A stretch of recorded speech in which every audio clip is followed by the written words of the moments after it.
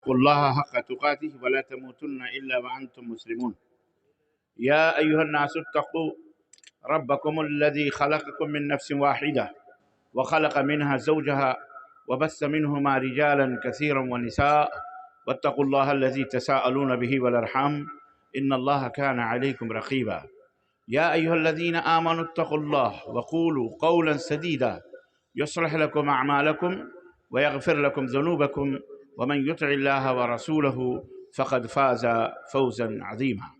اللهم صل على محمد وعلى آل محمد كما صليت على إبراهيم وعلى آل إبراهيم إنك حميد مجيد. اللهم بارك على محمد وعلى آل محمد كما باركت على إبراهيم وعلى آل إبراهيم إنك حميد مجيد. تمام قسم کی حمد و ثنا کی بریائی اور بڑائی اس اللہ عز و جل کے لیے لائق و زیبہ ہے جس نے ہمیں اور آپ کو پیدا فرمایا، اور بیش بہا درود و سلام اس ذات مبارکہ مطہرہ پر جن کا نام نامی اسم گرامی احمد مجتبیٰ محمد مصطفیٰ صلی اللہ علیہ وسلم. معزز علماء کرام، سامعین اعظام، نوجوان دوستوں، بزرگوں اور بھائیوں اور قابل احترام اسلامی ماؤں اور بہنوں اور عزیز بچیوں،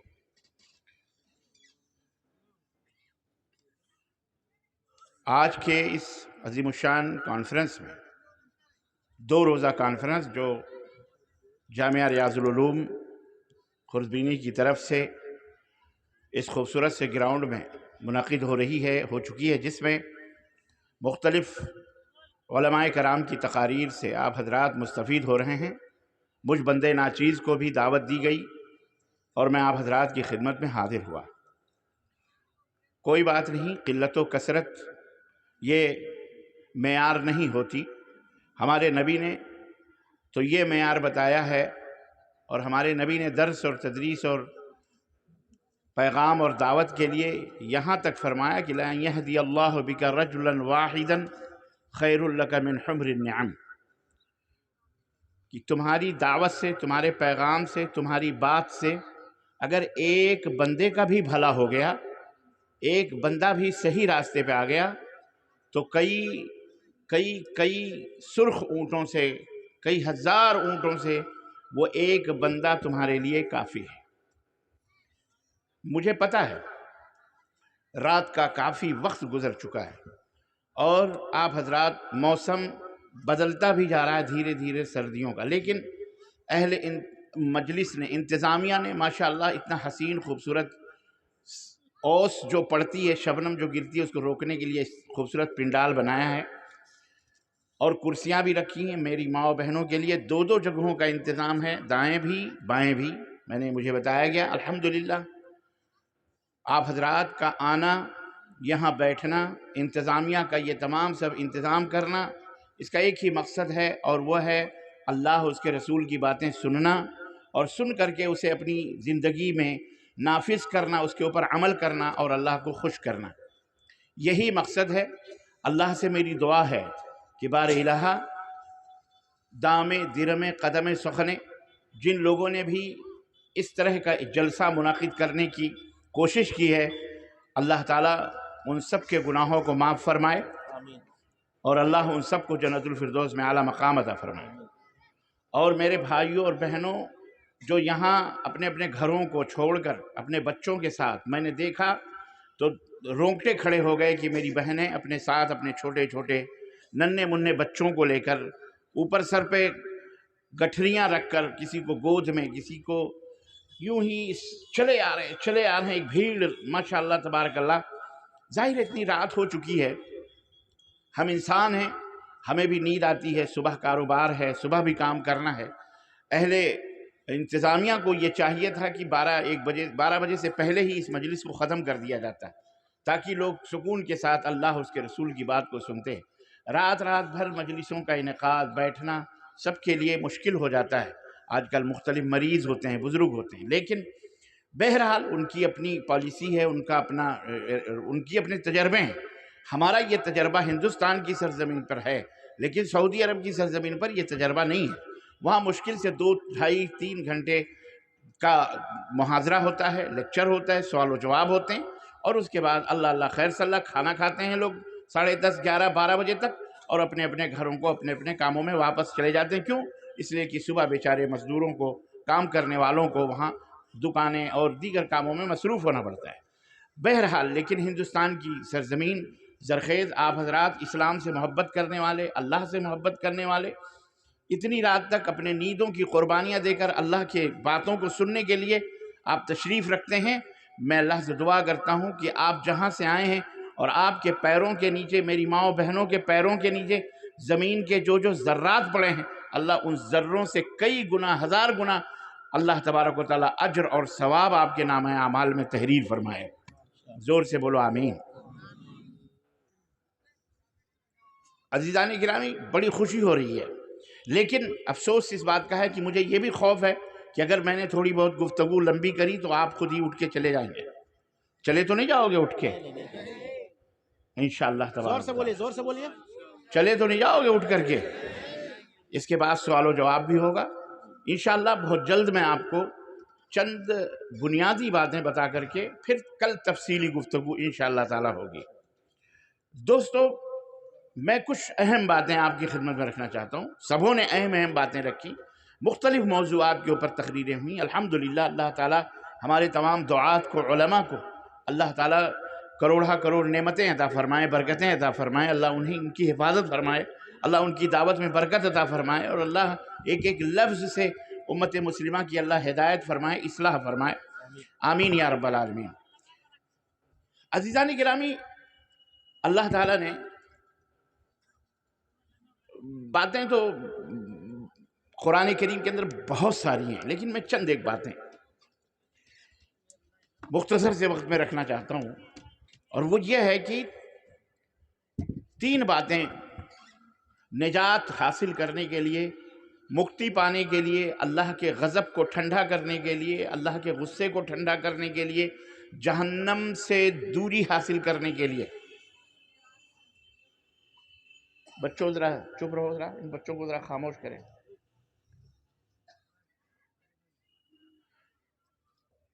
3 باتیں بہت ضروری ہیں کہ ان کی جانکاری حاصل کی جائے۔ بغیر ان 3 باتوں کی جانکاری لیے ہوئے آپ کامیاب نہیں ہو سکتے، نہ دنیا میں نہ آخرت میں۔ ممکن ہے کہ دنیا کے اندر آپ مال و دولت کے حاصل کرنے کو کامیابی سمجھتے ہوں، لیکن یاد رکھیے اسلام، اللہ جس سے ہم سب کو اللہ نے پیدا کیا ہے، اس کے نزدیک کامیابی مال و دولت کا حاصل کرنا نہیں ہے، بلڈنگیں بنا لینا نہیں ہے، خوبصورت گاڑیاں پا لینا نہیں ہے۔ اگر یہ کامیابی ہوتی تو فرعون بہت بڑا کامیاب کہلاتا، قارون بہت بڑا کامیاب انسان ہوتا، قرآن میں اس کا ذکر ہے۔ آج تک وہ زمین میں اللہ کے قہر اور اللہ کے عذاب کی وجہ سے دھنس رہا۔ اتنا خزانہ تھا کہ اس کی چابیاں خچروں کے اوپر، اس کے خزانوں کی تالوں کی جو چابیاں تھیں وہ خچروں کے اوپر لا دی جاتی تھی۔ یہ ایک کو ذرا کم کر دو بھائی، ایک کو اس مائک کا کم کرو تھوڑا۔ کدھر ہے مائک میں؟ ہاں جزاک اللہ خیر۔ صاف آواز ہونی چاہیے لوگوں کی ذہنوں میں کچھ ان کو دے سکوں۔ ایک کو سے کوئی فائدہ نہیں سوائے بھائیں بھائیں آواز ہوتی ہے، اس لیے ایک کو کم رکھیں۔ کامیاب اگر ہوتا تو فرعون کامیاب ہوتا، کامیاب نمرود ہوتا، بادشاہ بڑے بڑے گزرے ہیں سب کامیاب ہوتے، لیکن کامیاب وہ نہیں ہے۔ اللہ رب العزت نے کامیابی کا جو معیار قرار دیا ہے نا، سورہ العصر سب کو پتہ ہے، والعصر ان الانسان لفی خسر۔ اللہ نے کہا قسم ہے زمانے کی، عصر کی قسم ہے، بے شک سارے انسان خسارے میں ہیں، گھاٹے میں ہیں، ہر انسان گھاٹے میں۔ سورہ العصر یاد ہے نا، والعصر ان الانسان، اس کا ترجمہ سنو پہلے۔ سارے انسان خسارے میں، سارے انسان خسارے میں۔ اے اللہ، سارے انسان، امریکہ بھی، جاپان بھی، چائنا بھی، بڑے بڑے سیٹ، بڑے بڑے مالدار، بڑے بڑے دولت مند، اللہ کہتے ہیں سب خسارے میں، سب خسارے میں۔ دیکھو اسلام، قرآن ہمیں کیا تعلیم دیتا ہے، الا الذین آمنوا، والعصر ان الانسان لفی خسر، سارے انسان خسارے میں، الا الذین آمنوا، مگر وہ لوگ جو اللہ پر ایمان لائے، اللہ کو دل سے تسلیم کیا، اللہ کو مانا، اللہ کو ایک جانا، ایک مانا، اللہ کی عبادت و بندگی کی، اللہ کے ساتھ کسی کو شریک نہیں کیا۔ وَعَمِلُوا الصَّالِحَاتِ، نمبر 2، انہوں نے اچھے اچھے اعمال کیے، ایسے کام کیے جس سے اللہ راضی ہو جائے، اللہ خوش ہو جائے۔ نمبر 3، وَتَوَاصَوْا بِالْحَقِّ، اور سماج میں، معاشرے میں سچی سچی باتوں کی لوگوں کو نصیحتیں کرتے رہے، ایک دوسرے کو تواصی بالحق، حق باتیں بتاتے رہے، یہ حق ہے، جھوٹ سے بچتے رہے، حق سچی سچی باتیں پھیلاتے رہے۔ وتواصوا بالصبر، اور سماج میں جو کوئی اذیت پہنچی، تکلیف پہنچی، اس کے اوپر صبر کیا۔ یہ 4 چیزیں، ایمان صحیح ہو، آپ کا عمل صحیح ہو، درست ہو، اور اس عمل کے بعد حق بات لوگوں کو بتائیں، سچی باتیں لوگوں کو بتائیں۔ آپ کے سماج میں، آپ کے محلے میں، آپ کی گلی میں کوئی غلط کام کر رہا ہے، آپ کے گھر میں کوئی غلط کام کر رہا ہے، اس کو بتائیں یہ غلط ہے، یہ صحیح، یہ نہیں ارے کرنے دو، ہمارا کیا جاتا ہے۔ بہت سارے لوگ کہتے ہیں ارے فلاں کا بیٹا ہے، غلط کر رہا ہے، بھرے گا، ہم کو کیا ضرورت ہے اس کو بولنے کی۔ یہ مومن کی نشانی نہیں ہے، مومن کی نشانی یہ نہیں ہے۔ مومن کی نشانی یہ ہے کہ جہاں کہیں بھی غلط ہو رہا ہے، اپنی طاقت بھر، مرد ہو یا عورت، اسے منع کرے، اسے روکے، حق بات اسے بتائے، جھوٹی باتیں نہ بتائے۔ اب اس میں کوئی گالی دے دیا، کسی نے جھگڑا کر لیا، کسی نے گریبان پکڑ لیا، کسی نے تکلیف پہنچائی، بڑا آیا حق کہنے والا، بڑا آیا لوگوں کو ٹوکنے والا، کہتے ہیں نا لوگ اس طرح کی باتیں۔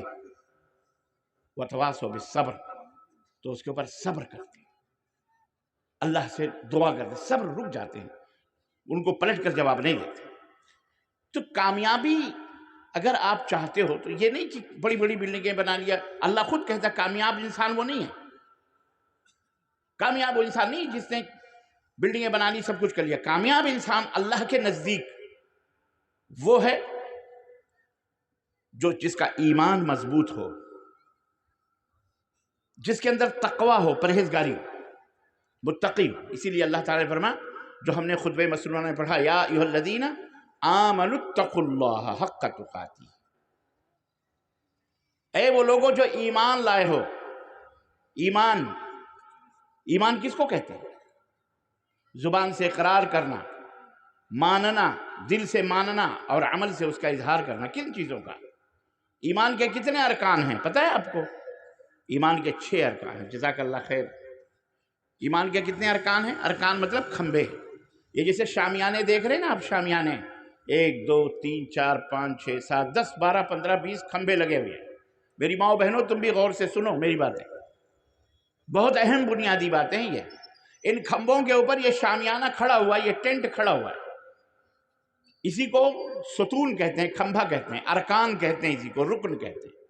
ایمان کے 6 ارکان ہیں۔ نمبر 1، اللہ پر ایمان لانا، اور اللہ پر ایمان لانے کا مطلب یہ ہے کہ اللہ ہے۔ اللہ ہے۔ اللہ کہاں ہے؟ کوئی آپ سے پوچھ سکتا ہے اللہ کہاں ہے؟ جس اللہ کی تم عبادت کرتے ہو وہ کہاں ہے؟ کوئی بتا سکتا ہے اللہ کہاں ہے اس میں؟ ماشاءاللہ ماشاءاللہ، دلیل ہے اس بات کی۔ مبارکباد ہے علماء کرام کے لیے، مبارکباد ہو علماء کرام، الحمدللہ الحمدللہ۔ یہ بستی اہل الحدیث کی، یہ سامعین اہل الحدیث، بچوں کو پتا ہے کہ اللہ کہاں ہے، اس کا مالک کدھر ہے، اس کا پروردگار کہاں ہے۔ کہاں ہے اللہ؟ 7 آسمانوں کے اوپر، عرش پر۔ دلیل رب کا قرآن، اللہ خود کہتا ہے الرحمن علی العرش استوى، وہ اللہ 7 آسمانوں کے اوپر عرش پر ہے۔ کیسے ہے، کہاں وہ ہم کو، کیسے ہے، کس حالت میں، وہ ہم کو نہیں معلوم۔ ہمارا ایمان ہے کہ اللہ ہے، اور ہمارا ایمان ہے کہ وہ اللہ جس نے یہ زمین بنائی، آسمان بنایا، چاند بنائے، سورج بنائے، چاند بنائے، سورج بنائے، پانی، ندی، نالے، ہوا، آگ، پانی، سردی، گرمی، رات، دن، ستارے، سب کچھ ہم کو، آپ کو۔ من عرف نفسہ عرف اللہ، جس نے خود کو پہچان لیا اس نے اللہ کو جان لیا۔ اللہ نے آپ کو آنکھیں دی، اللہ نے زبان دی، اللہ نے ناک دی، اللہ نے کان دیے۔ آپ نے اللہ کو کیسے پہچانا؟ اسی سے پہچانا کہ یہ کائنات، یہ سنسار، یہ سب کچھ آٹومیٹک نہیں ہوئے، خود بخود نہیں ہوئے، بلکہ ایک چارپائی، ایک قلم خود بخود نہیں بن سکتا، ایک چارپائی خود بخود، یہ کرسی کو جس پہ ہم بیٹھے ہیں، آپ بیٹھے ہیں، جس فرش پر آپ بیٹھے ہیں، جن چٹائیوں پر خود بخود نہیں بنتی، آٹومیٹک نہیں بنتی، تو اتنا بڑا مارٹ کیسے خود بخود بن جائے گا؟ پاگل ہے کوئی اگر یہ کہے خود بخود آٹومیٹک بن گیا۔ بنانے والا ہے، وہ بنانے والا کون ہے؟ وہی اللہ ہے جو ساتوں آسمانوں کے اوپر ہے۔ اپنے اللہ کو آپ پہچانتے ہیں، پہچان لیں اپنے اللہ کو، یہ ہے اللہ۔ قل هو اللہ احد، اے نبی کہہ دو کہ اللہ ایک، اللہ الصمد۔ ہم جس اللہ کی عبادت کرتے ہیں وہ کون ہے؟ بے نیاز ہے، اسے نہ نیند آتی ہے۔ اللہ لا الہ الا هو الحی القیوم لا تأخذہ سنۃ ولا نوم۔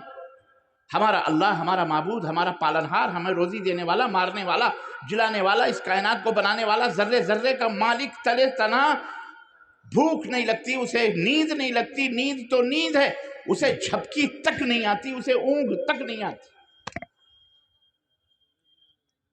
اسے مومن کہا جاتا ہے جو اس کی عبادت کرتا ہے، جو ایسی ذات کو مانتا ہے۔ لم یلد ولم یولد، ہمارا اللہ پیدا نہیں ہوتا، اس کا کوئی جنم بھوم نہیں ہوتی، اس کی کوئی جنم بھومی، بولو زور سے بولو، پیدا ہونے والے اللہ نہیں ہوتے، پیدا ہونے والے اللہ، ہاں، تمہاری ہماری سمجھ میں اچھی طرح سے آ رہی ہے یہ بات کہ نہیں آ رہی ہے؟ تو یہ سمجھ لو کہ انشاءاللہ تم ہی جنت کے انشاءاللہ حقدار ہو، انشاءاللہ تعالی۔ ایسے بھی کچھ سر پھیریں جب پتہ ہی نہیں ہے، انہیں پتہ ہی نہیں ہے اللہ پیدا ہوتا ہے۔ لم یلد ولم یولد، مسلمانوں کا اللہ سب برابر نہیں ہے کہ تم بٹھا کے پوجو وہ بھی، کھڑا کر کے پوجو وہ بھی، سب ایک ہے۔ ہمارا اللہ ساتوں آسمانوں کے اوپر، مسلمانوں یہ تمہیں معلوم ہونا چاہیے یہ بات، تاکہ لوگوں کو سمجھاؤ پیدا نہیں ہوا ہمارا اللہ، ہم اپنے اللہ کو بناتے نہیں ہیں، کالے پیلے رنگوں سے رنگتے نہیں ہیں اپنے اللہ کو، بنا کے کسی کی زبان باہر، کسی کی زبان اندر، کسی کی آنکھ، کسی کی کچھ، کسی کا کچھ، اپنے منمانی جیسے چاہا بنایا، پوجا، پیٹ بھر گیا، اٹھا کے اڑم گڑم چوہا دریا میں ڈال دیا۔ یہ اللہ نہیں ہوتا، ہمارا اللہ وہ ہے لم یلد ولم یولد، جو نہ کسی سے پیدا ہوا، نہ اس جنم لیا، نہ اس نے کسی کو جنم دیا ہے، نہ اس کے پتی ہے، نہ کوئی پتنی ہے، نہ اس کے بیٹا ہے، نہ کوئی بیٹی ہے۔ لم یلد ولم یولد ولم یکن لہ کفوا احد، اللہ وہ ہے جس کا کوئی ہمسر نہیں، جس کا کوئی برابری نہیں، کوئی بھی اس کا برابر، پوری دنیا کو اس کے برابر ہو سکتی؟ اللہ اکبر۔ ایک دفعہ حضرت اللہ تو اللہ ہے، اللہ کا کلمہ جو ہے نا، لا الہ الا اللہ، جسے آپ بچوں کو، ہم کو پڑھتے سناتے، آپ سنتے ہیں کہ اللہ کے سوا کوئی معبود برحق نہیں، اللہ کے سوا کوئی سچا معبود نہیں۔ ایک دفعہ حضرت موسیٰ علیہ السلام نے اللہ سے کہا کہ اللہ کوئی ایسا کلمہ بتا دے، کوئی ایسی بات بتا دے، اپنی کوئی ایسی چیز سکھا دے مجھے کہ میں اس سے تجھے یاد کرتا رہوں۔ تو اللہ تعالیٰ نے کہا موسیٰ لا الہ الا اللہ کہا کرو۔ کیا کہا کرو؟ اٹھتے بیٹھتے لا الہ الا اللہ کہا کرو۔ تو حضرت موسیٰ کو تھوڑا سا یہ چھوٹی بات لگی، حضرت موسیٰ نے اس کو بہت معمولی سمجھا اور کہا اللہ یہ کلمہ تو سارے تیرے بندے کہتے ہیں، کوئی خاص، جیسے آپ کسی اپنے دوست سے ملو جو آفیسر بن گیا ہو، آئی پی ایس آفیسر ہو، ڈی ایس پی بن گیا ہو، کمشنر بن گیا، یا پرائم منسٹر بن گیا ہو، یا کوئی منسٹر بن گیا ہو، تو آپ جب اس سے ملتے ہیں تو کیا کہتے ہیں؟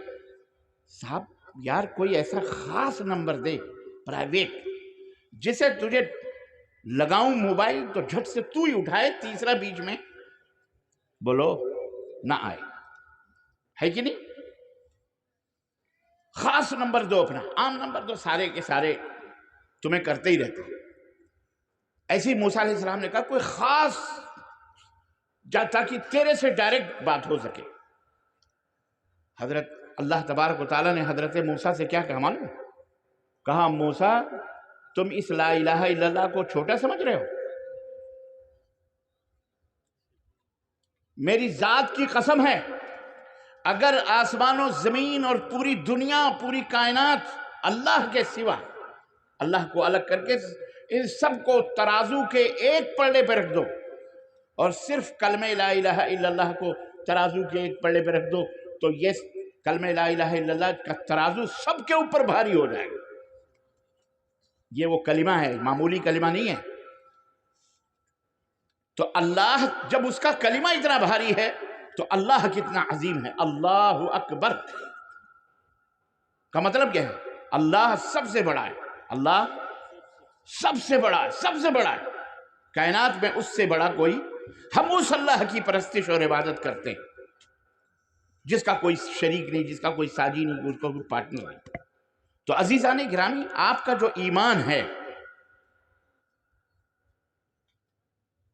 آپ کا جو عقیدہ ہے، جو ایمان جس کو کہتے ہیں ایمان باللہ، میں نے کہا نا 6 ارکان ہیں۔ نمبر 1 اللہ پر ایمان لانا، اور اللہ پر ایمان لانے کا مطلب یہ کہ ہمارا اللہ وہ ہے۔ نمبر 2 اللہ کے فرشتوں پر ایمان لانا، اللہ کے فرشتے ہیں اور فرشتے کئی طرح کے ہیں۔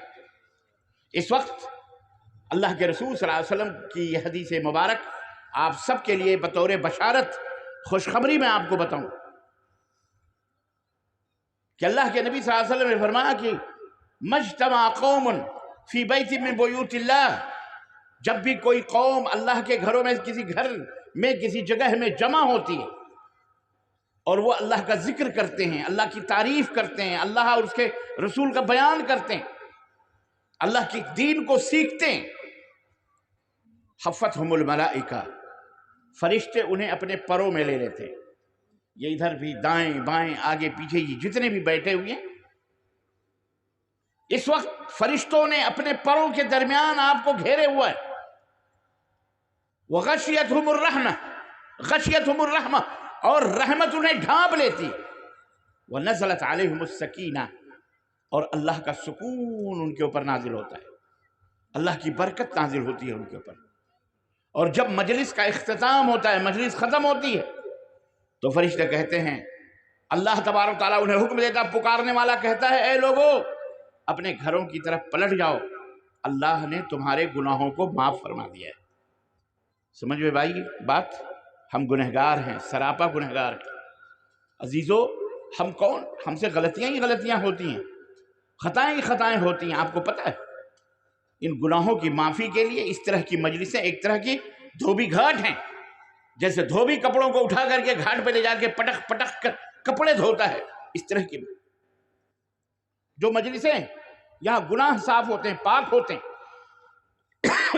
تو فرشتوں کے اوپر ایمان لانا، یہ اللہ کے فرشتے ہیں، آپ کے کندھے پر بیٹھے ہوئے کرامن کاتبین ہیں۔ کرامن کاتبین یہ 2 فرشتے جو بیٹھ کر آپ کے تمام اعمال کو لکھتے ہیں، چھوٹے سے چھوٹے اعمال، بڑے سے بڑے اعمال۔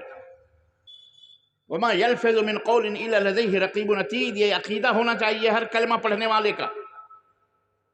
آپ مسلمان ہیں تو آپ کا یہ ایمان ہونا چاہیے کہ فرشتے ہیں اور اللہ کے حکم سے ہمارے چھوٹے بڑے تمام اعمال کو تحریر کر رہے ہیں۔ دیکھیں، ایک لفظ بھی زبان سے نکلتا ہے اسے بھی نوٹ کیا جاتا ہے، تحریر کی جاتی ہے۔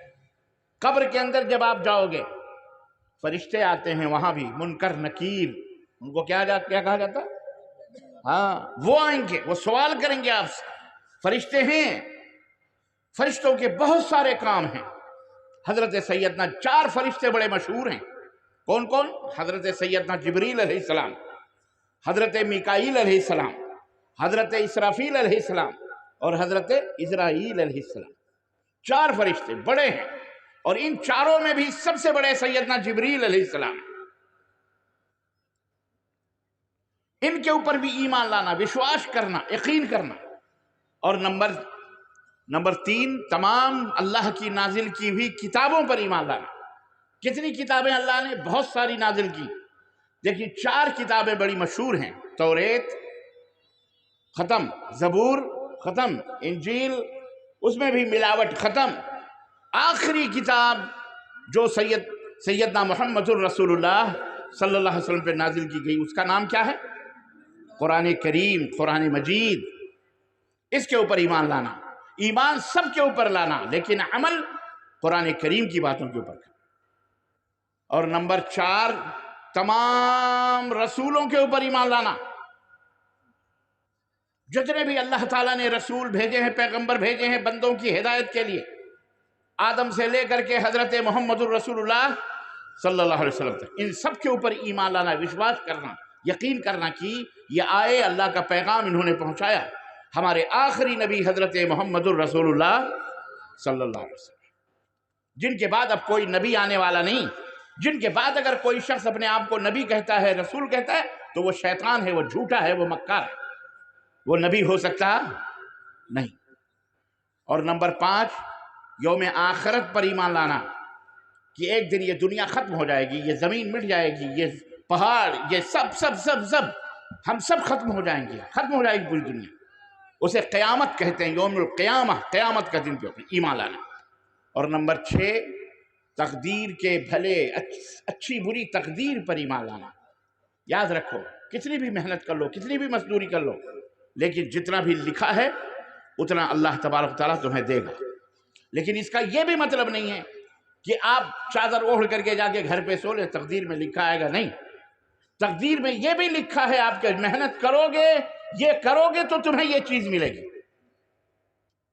میں بول رہا ہوں، میری تقدیر میں یہ لکھا ہے، یہ نہیں کہ میں بیٹھ جاؤں چپ چاپ منہ بنا کر کے کہ چلو سب لوگ سمجھ جاؤ، ساری باتیں میری سمجھ جاؤ گے، چپ چاپ ہو جاؤں گے تو سمجھ جاؤ گے، اما جب بولیں گے نہیں تو آپ سمجھیں گے کیسے؟ یہ بھی لکھا ہے کہ میں بولوں گا، اس مائک کے ذریعے آپ کے تک آواز پہنچے گی تو آپ سمجھ جاؤ گے، نہیں، یہ بھی تقدیر میں لکھا ہے۔ حضرت عمر بن خطاب رضی اللہ تعالیٰ عنہ کے پاس ایک چور پکڑا گیا، چور پکڑ کے لایا گیا تو حضرت عمر بن خطاب نے کہا اس کا ہاتھ کاٹو، کیونکہ اسلام میں چور کی سزا کیا ہے؟ ہاتھ کاٹو۔ چور کی سزا کیا ہے؟ ہاتھ کاٹنا۔